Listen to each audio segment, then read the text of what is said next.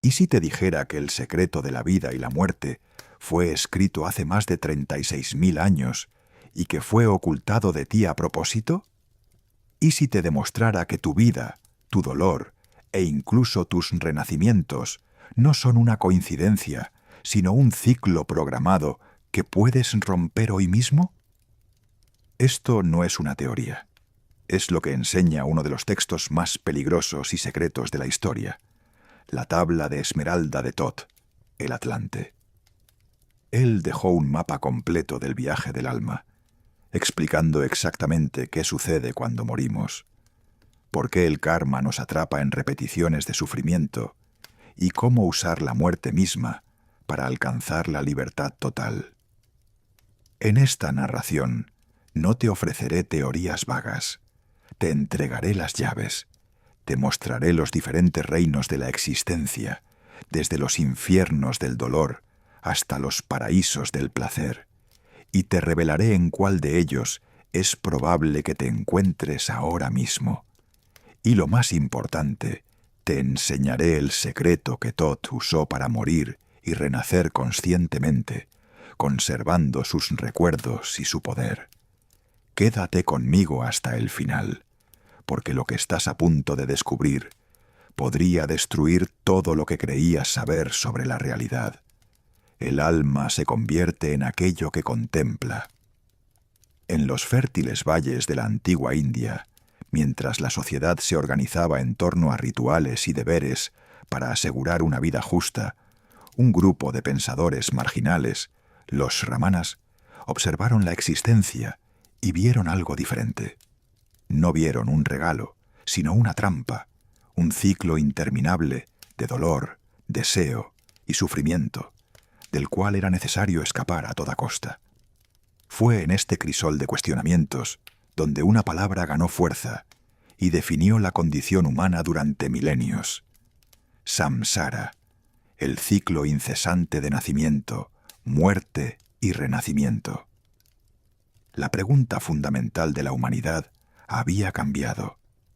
Ya no se trataba de cómo vivir una buena vida para complacer a los dioses, sino más bien, ¿por qué el sufrimiento se repite tan implacablemente? ¿Por qué, incluso después de la muerte, parecemos regresar para experimentar la misma angustia?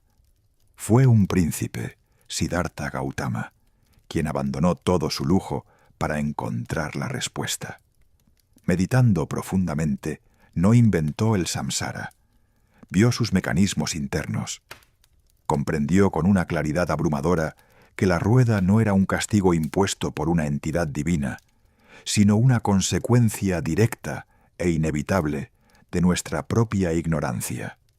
Milenios antes, en las arenas de Egipto, el sabio Thoth describió esta misma dinámica universal a través de lo que llamó el principio del ritmo.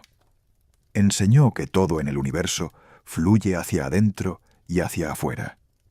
Todo tiene sus mareas. Todo sube y baja en un equilibrio constante y preciso.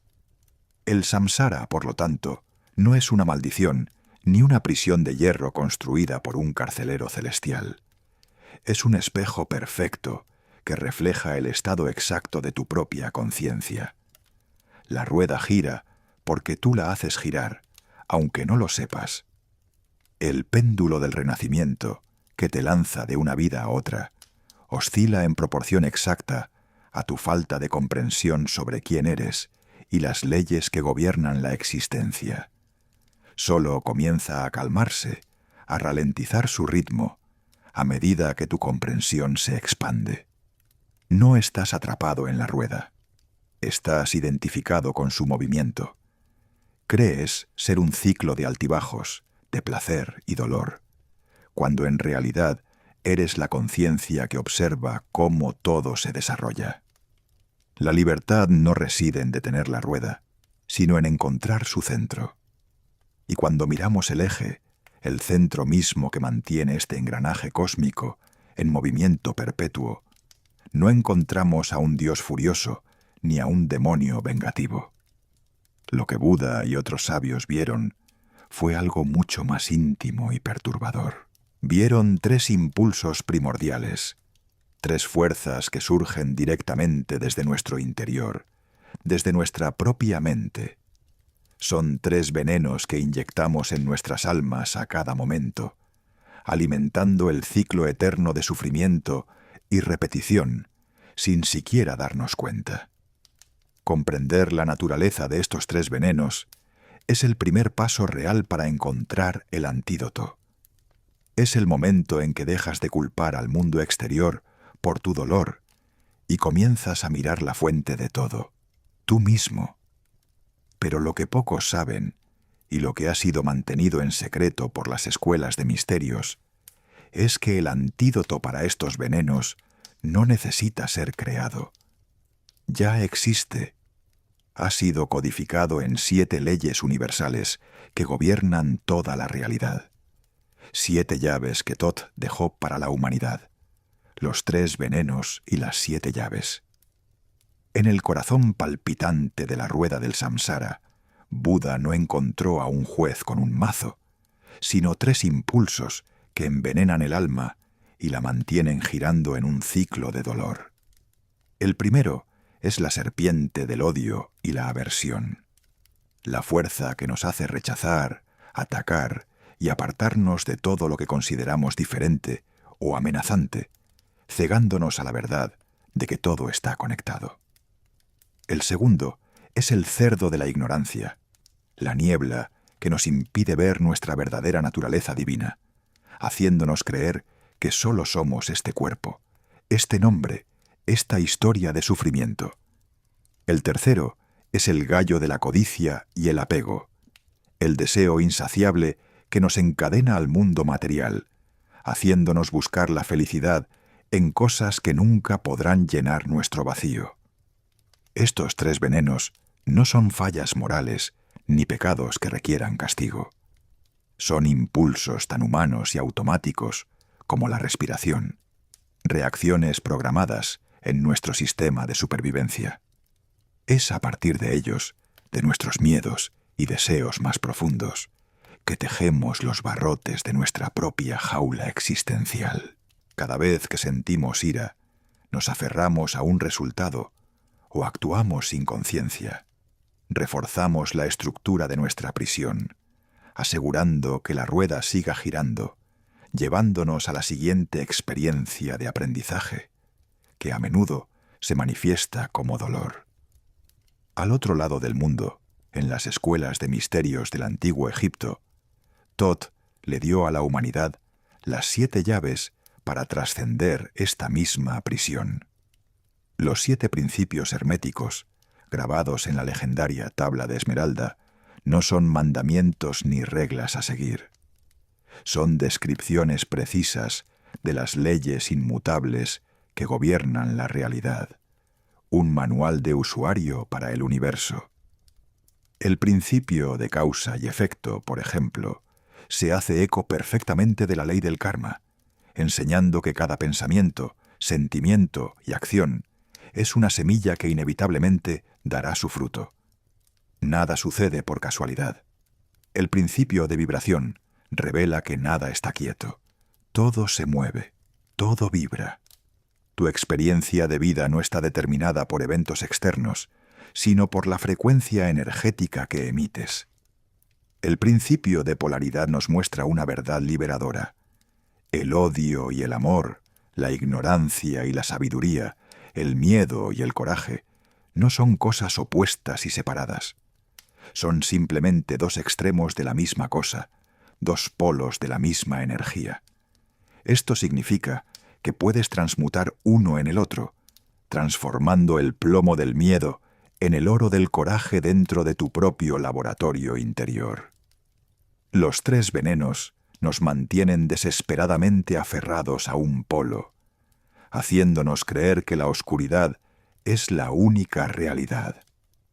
Las 7 llaves, por otro lado, nos enseñan a caminar por el filo de la navaja del equilibrio, a navegar entre los opuestos sin ser controlados por ellos.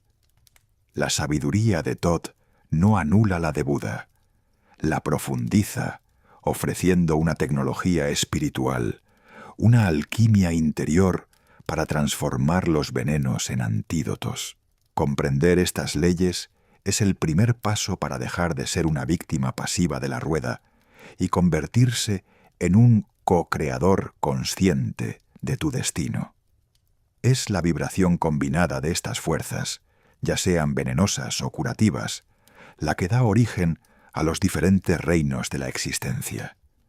No son lugares físicos, sino dimensiones de la conciencia, mundos dentro de mundos, separados no por kilómetros, sino por frecuencia vibratoria. Cada reino es un estado del ser, una lección que aprender. Y en la cima de esta compleja jerarquía vibratoria se encuentra un reino de luz y placer tan intenso que paradójicamente se convierte en la trampa más sutil y peligrosa de todas para el alma. En la cima de la rueda, donde la luz de la conciencia brilla con una intensidad casi cegadora, reside un reino que muchos llamarían paraíso, el reino de los devas. En este plano de existencia, el sufrimiento no es más que un recuerdo lejano, un cuento que se cuenta sobre mundos inferiores. El deseo se materializa con la simple fuerza del pensamiento. No hay hambre, ni pérdida, ni rechazo. Es una vida de placeres ininterrumpidos, una existencia dorada donde la felicidad parece el estado natural y eterno. Pero esta luz, como advirtió el sabio Thoth, puede ser más cegadora que cualquier oscuridad. Nacidos en una cuna de privilegio cósmico, los seres de este reino ven el dolor y la lucha de los otros planos, pero son incapaces de comprenderlos. Su indiferencia no proviene de la malicia, sino de una profunda ceguera generada por la ausencia total de esfuerzo y desafío. La paz que disfrutan no es un logro, sino una condición heredada, y por lo tanto se convierte en olvido. Olvidan el valor de la lucha, la fuerza que nace de la superación y la compasión que sólo se puede aprender a través del dolor. Su aparente fortaleza es, de hecho, su mayor debilidad. Al no haber experimentado nunca una caída, no saben cómo levantarse. Su arrogancia, su certeza de superioridad, es simplemente una máscara frágil que oculta la vulnerabilidad de un poder no ganado, sino simplemente otorgado por el azar del nacimiento kármico. Justo debajo de ellos, en un reino vecino de poder y conflicto eterno, habitan los asuras. Son seres de inteligencia brillante, maestros del conocimiento oculto y capaces de hazañas que desafían la imaginación. No buscan el placer de los devas. Buscan algo mucho más peligroso, el control absoluto. Los asuras están motivados por la envidia y una paranoia constante. Contemplan el placer sin esfuerzo de los devas y son consumidos por unos celos que alimentan su ambición. Viven en un estado de perpetuo temor a perder el poder que han acumulado, a ser superados, a ser engañados. Para mantener su dominio, hacen pactos con lo prohibido, manipulan las leyes universales y su inteligencia, desprovista de compasión y alma, se convierte en una crueldad fría y calculadora. Son los estrategas y tiranos del samsara. Thoth, en sus enseñanzas sobre el principio de polaridad, revela la verdad oculta detrás de estos dos reinos aparentemente opuestos. Son simplemente dos caras de la misma moneda. Los devas representan el polo pasivo del poder, la luz que al carecer de movimiento y desafío se convierte en estancamiento y olvido. Los asuras, a su vez, son el polo activo, la fuerza que, desprovista de sabiduría, se convierte en tiranía y autodestrucción. Ambos están completamente atrapados en la ilusión del control, creyendo que gobiernan el mundo cuando en realidad son meras marionetas de sus propias pasiones. Y como la rueda nunca deja de girar, el destino de ambos reinos es inevitable.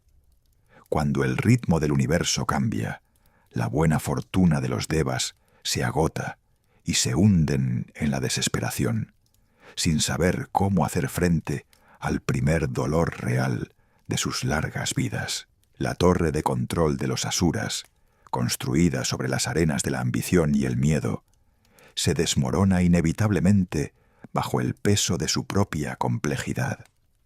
La caída de ambos reinos no los lleva a un plano intermedio, sino que los arroja violentamente hacia profundidades mucho más densas, donde la conciencia, agotada por el poder y el privilegio, finalmente se adormece en reinos donde la lucha ya no es por el control, sino por la simple y brutal supervivencia.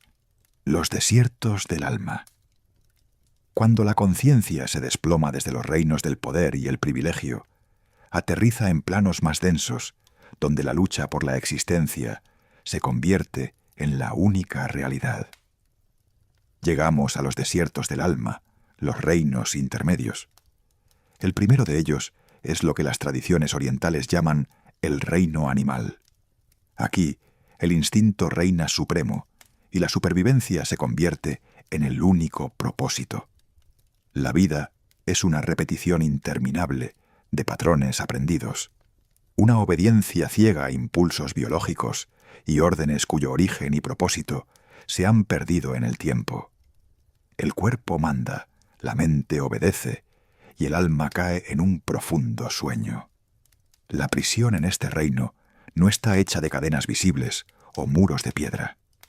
Los verdaderos barrotes son la rutina, el miedo paralizante al cambio y la ausencia total de cuestionamiento. La sabiduría no llega con la edad, solo la fatiga. La comida llena el estómago, pero la mente permanece vacía y sumisa. Sin embargo, es precisamente aquí, en este estado de letargo, donde encontramos una nobleza silenciosa.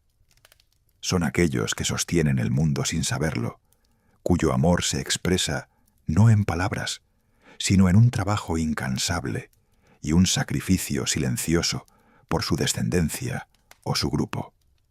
Junto a este reino, vibrando en una frecuencia diferente, pero igualmente aprisionadora, se encuentra el reino de los pretas, conocidos como los fantasmas hambrientos. Su hambre, sin embargo, no es de comida, es un hambre insaciable de reconocimiento, de aplausos, de validación, de posesiones. Viven en un estado de deseo perpetuo, creyendo que el siguiente objeto, el siguiente cumplido o el siguiente logro finalmente llenarán el vacío que sienten. Pero cada sorbo de admiración que reciben es como beber agua salada. Solo aumenta su sed. Cada objeto que acumulan, en última instancia, los posee a ellos, exigiendo su energía y atención. Su vacío interior es un pozo sin fondo, y su identidad es un mosaico construido enteramente sobre la percepción de los demás. Son prisioneros de la mirada ajena, viviendo en un desfile eterno, donde las apariencias son más importantes que la esencia. Su amabilidad es a menudo una actuación, un acto calculado que no nace de una compasión genuina, sino de una necesidad desesperada de ser vistos, amados y aplaudidos por el mundo exterior. Todd, al explicar el principio de vibración, nos da la clave para entender estos reinos. No son lugares lejanos, sino estados del ser, frecuencias de la conciencia que todos nosotros, sin excepción, podemos experimentar en nuestra vida diaria. El letargo del reino animal es la trampa de nuestra zona de confort, cuando nos negamos a crecer y a cuestionar. El hambre insaciable de los pretas es el eco de nuestro propio ego, que busca desesperadamente fuera de nosotros la validación y el amor que solo pueden encontrarse dentro. Reconocer estos patrones en nosotros mismos es un paso crucial y doloroso en el viaje. Es el momento en que el alma, agotada de vagar por estos desiertos de instinto ciego y deseo interminable, comienza a anhelar algo más profundo, algo que ni el confort ni la admiración pueden ofrecer. Y cuando toda la luz externa parece desvanecerse, cuando el deseo consume hasta la última chispa de esperanza y la rutina agota toda vitalidad, el viaje nos lleva a un lugar aún más oscuro. Un lugar que todos temen, pero que paradójicamente esconde la más inesperada y poderosa de las verdades. En el punto más bajo, denso y oscuro de todo el ciclo, donde el sufrimiento parece la única realidad posible, se encuentra el reino de Naraka. Este es el plano que muchas culturas han descrito como el infierno. Aquí, el alma, a menudo en su primera encarnación, no fue recibida con amor o bienvenida, sino con una crueldad brutal. El dolor no cesa porque la conciencia, moldeada por esta experiencia inicial, no conoce otra cosa. El sufrimiento se convierte en el lenguaje por defecto, la única forma de interactuar con el mundo. Este es el reino de los depredadores del samsara, seres que han sido tan profundamente heridos que han perdido por completo la capacidad de empatía. Ven a los demás no como seres sintientes, sino como meros objetos para ser utilizados para su placer, beneficio o simplemente para desahogar su propio dolor acumulado. Muchos de ellos no nacieron aquí. Vinieron de reinos mucho más altos, como los asuras o incluso los devas, pero fueron arrastrados por una espiral de ira, arrogancia y exceso, cayendo en picado hasta el fondo del pozo de la existencia. Para el observador incauto, Naraka puede incluso presentar una fachada seductora. Sus habitantes son maestros de la manipulación y a menudo se rodean de placeres inmediatos e intensos.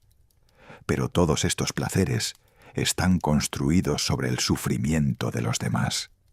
Son capaces de los actos más impensables sin sentir una pizca de remordimiento, porque están sumidos en una locura perpetua, una desconexión total de la fuente de la vida.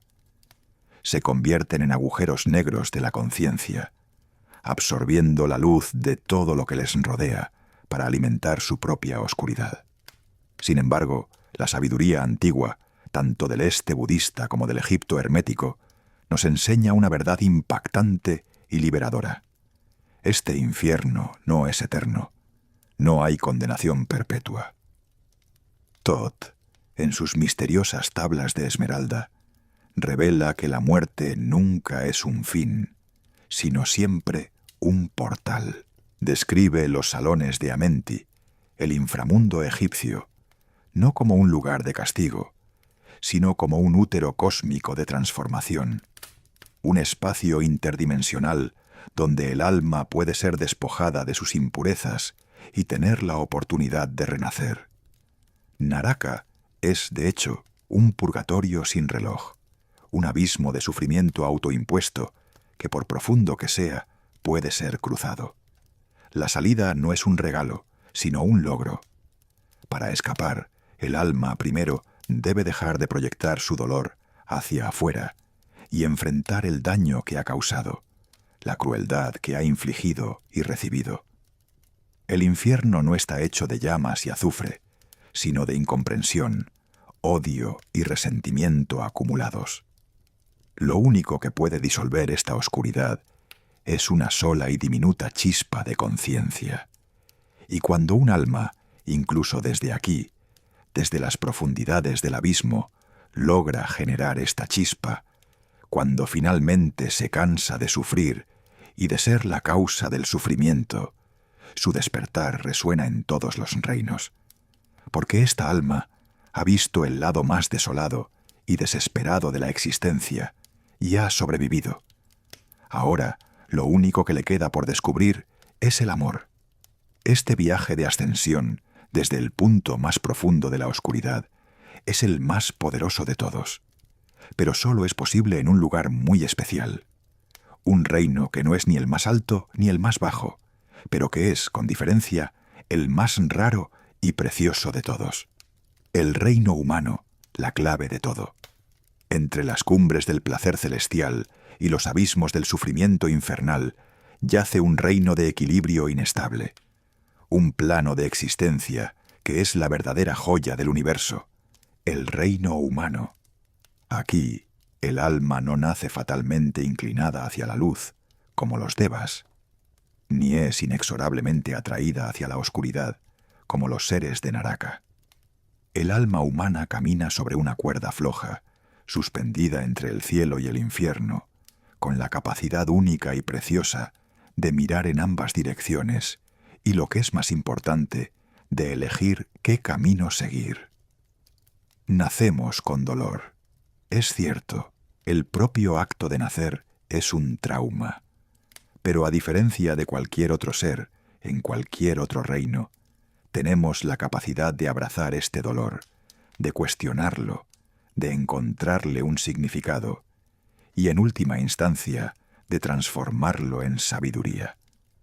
Los humanos no son los más fuertes, ni los más inteligentes, ni los más poderosos del ciclo, pero son los únicos en toda la vasta rueda del samsara que pueden detenerse, mirar hacia adentro y hacer las preguntas que lo cambian todo. ¿Quién soy? ¿Por qué sufro? ¿Y cómo puedo dejar de sufrir? Este reino es la encrucijada sagrada del samsara. No es un estado intermedio cualquiera. Es el único lugar en todo el ciclo donde la conciencia puede despertar verdaderamente por completo. Aquí, y solo aquí, podemos cultivar la compasión que les falta a los devas, porque conocemos el dolor. Podemos desarrollar el esfuerzo que ellos no conocen, porque nada se nos da gratis. Podemos aprender la humildad que los asuras desprecian, porque nos enfrentamos constantemente a nuestras propias limitaciones. Y podemos redescubrir el amor que Naraka enterró bajo capas de odio. El maestro Thoth veía el reino humano como el gran laboratorio alquímico del universo. Es en este plano donde la materia prima de la experiencia, con todo su dolor, alegría, pérdida y logros, puede ser transmutada en el oro puro del espíritu. Nuestro libre albedrío, esta capacidad de elegir entre el egoísmo y la compasión, nos hace simultáneamente peligrosos y sagrados. Somos capaces de crear la belleza más sublime y el caos más terrible. Podemos salvar el mundo o podemos destruirlo. La elección es nuestra en cada momento. Es por eso que un nacimiento humano es considerado tan raro y codiciado por los seres de todos los demás reinos.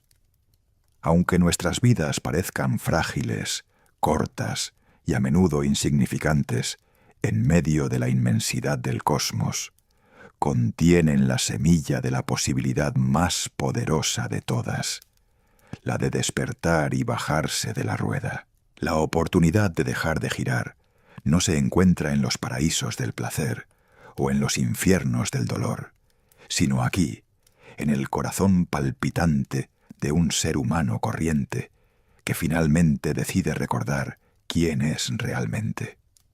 La oportunidad de ascender a los reinos más altos de la conciencia o de caer en los abismos más profundos de la ignorancia está en nuestras manos a cada momento, con cada elección, con cada pensamiento. Nuestra existencia es una danza constante sobre el filo de una navaja. Pero para navegar por esta peligrosa encrucijada sin perdernos, para usar sabiamente esta oportunidad única, primero debemos comprender las dos fuerzas invisibles que guían cada uno de nuestros pasos: la memoria silenciosa y la brújula interior que acompañan al alma en su largo y sinuoso viaje. En cada reino, desde el más alto hasta el más bajo, y especialmente aquí en el reino humano, dos fuerzas invisibles actúan en silencio, tejiendo el tapiz del destino de cada ser. Los antiguos sabios de la India les dieron nombres que hoy nos son familiares, pero rara vez comprendidos en su profundidad: karma y dharma. El karma no es un sistema cósmico de recompensa y castigo. Tampoco hay un juez barbudo en el cielo registrando tus errores. El karma es, de manera mucho más simple y directa, la memoria imparcial del alma. Es la ley de causa y efecto en su forma más íntima y personal. Es una fuerza que no te persigue para castigarte, sino que te acompaña para enseñarte. Asegura con precisión matemática que coseches exactamente lo que siembras.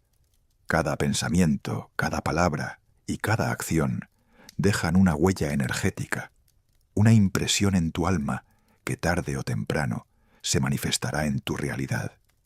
El karma no es un castigo, es una experiencia de aprendizaje.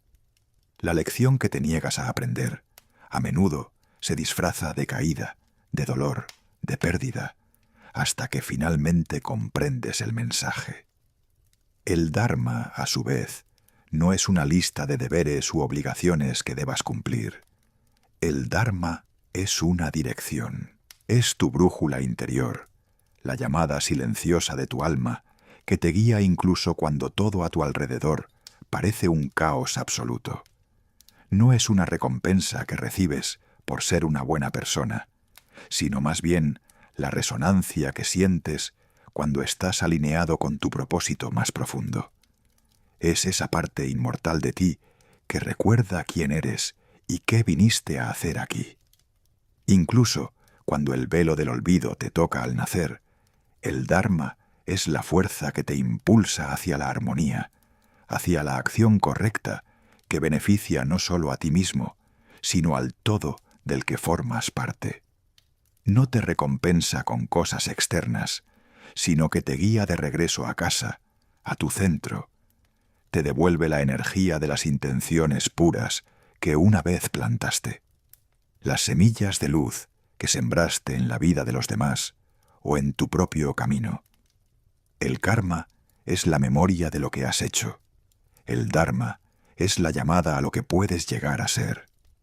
Todd, en su sabiduría hermética, describió esta misma dinámica a través del principio de causa y efecto, afirmando categóricamente que la casualidad es simplemente un nombre que le damos a una ley que aún no reconocemos. El karma y el dharma son la manifestación de esta ley universal en el plano de la conciencia individual. Juntos mantienen un orden cósmico con una precisión tan impecable que nos hace cuestionar si no hay de hecho una inteligencia superior organizando todo el juego tras bastidores. Conocer estas dos leyes es absolutamente fundamental para navegar por el reino humano.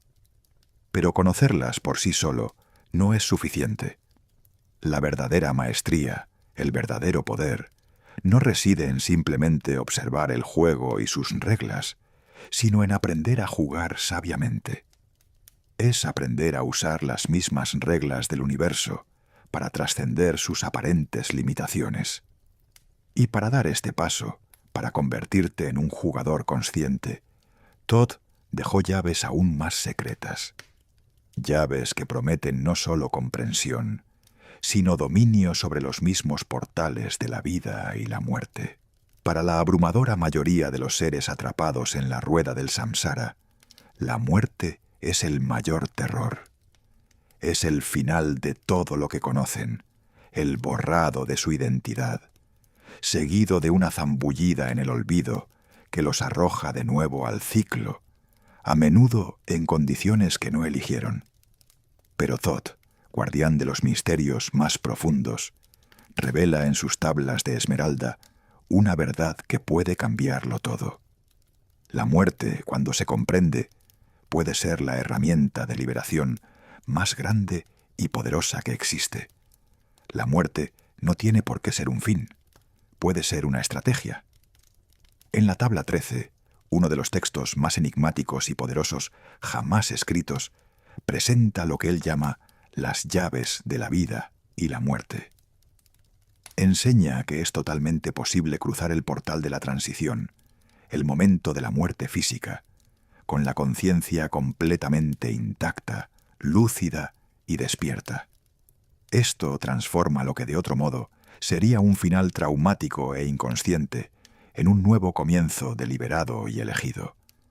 El secreto que enseña no reside en evitar la muerte, sino en dominar el arte de morir conscientemente, de usar la muerte como un vehículo.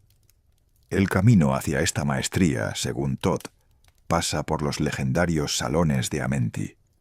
No es un lugar físico, sino un espacio interdimensional. El inframundo que no es de oscuridad, sino de profunda renovación. Es un útero cósmico donde el alma iniciada es puesta a prueba, purificada de sus impurezas kármicas, y donde puede, si es digna, beber de la fuente de la vida eterna. Esta vida eterna no es la inmortalidad del cuerpo físico, que es meramente un vehículo temporal, sino la continuidad ininterrumpida de la conciencia a través de las edades. Todd afirma haber atravesado estos salones innumerables veces, renovando su existencia, cambiando de cuerpo como quien se cambia de ropa, pero conservando los recuerdos y la sabiduría acumulados durante milenios. Para el maestro que posee estas llaves, la muerte deja de ser una imposición del destino y se convierte en una elección. Se convierte en un acto voluntario de dejar un cuerpo que ha cumplido su propósito para asumir uno nuevo, o para aquellos que han trascendido la necesidad de una forma física, de ascender a planos de existencia mucho más allá de nuestra comprensión. Este es el verdadero proceso de ascensión, la gran obra de la alquimia espiritual. No se trata de escapar del mundo o de negar la materia, sino de dominarla desde dentro. Es la transmutación de la conciencia mortal, limitada y reactiva, en una conciencia inmortal, libre y creativa. Y este proceso, este viaje alquímico, comienza aquí y ahora, en el reino humano, con la purificación de los pensamientos, el equilibrio de las emociones y la alineación consciente con las leyes universales que lo gobiernan todo. Las llaves de Thoth abren la puerta no a una vida interminable en un cuerpo que envejece, sino a algo mucho más grande: la libertad de navegar por el océano infinito de la existencia, de ir y venir a voluntad, de convertirse en un maestro del ciclo en lugar de su esclavo. Es la promesa de convertirse en un pastor de almas, un guía para los demás. Pero este conocimiento, por poderoso y transformador que sea, permanece completamente inerte, como una semilla en tierra estéril, a menos que sea activado por lo único que realmente importa, el catalizador final que da vida a todo el mapa. Y así llegamos al final del viaje, y al mismo tiempo a su verdadero y único comienzo. El largo viaje a través de los reinos de la conciencia, la profunda comprensión de las leyes del karma y el dharma, y la posesión de las llaves secretas de la vida y la muerte, todo converge en un único punto, un único evento, un único propósito: el despertar. Tanto el estado de nirvana descrito por Buda como el proceso de ascensión enseñado por Thoth apuntan a la misma verdad trascendente y liberadora. El despertar no se trata de alcanzar un paraíso externo, un lugar de descanso eterno o una recompensa por buen comportamiento. Se trata de algo mucho más radical e íntimo. Darse cuenta, en cada fibra de tu ser, de la divinidad que siempre ha existido dentro de ti.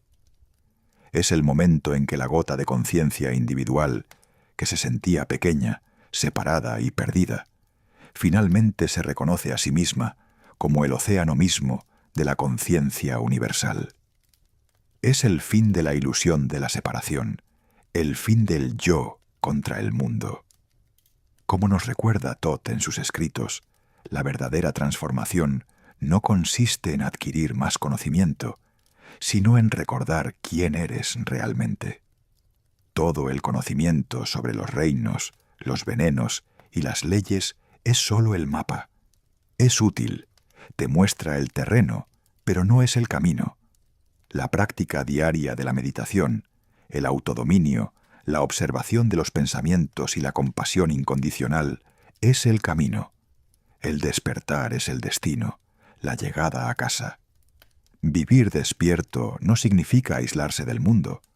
Significa caminar en el mundo, pero ya no ser del mundo. Significa observar la rueda del samsara, girar con sus tragedias y comedias, pero ya no ser arrastrado por ella. Significa sentir emociones, pero no ser controlado por ellas.